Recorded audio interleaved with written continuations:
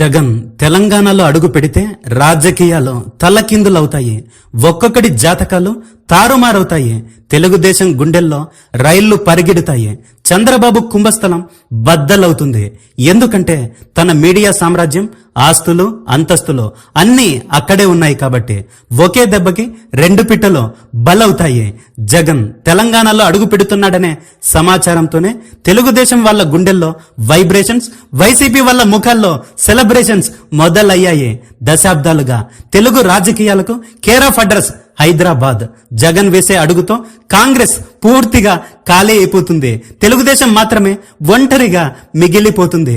జగన్ తెలంగాణలో అడుగు పెడితే ప్రభుత్వాలకి భయం, ప్రజలకి అభయం.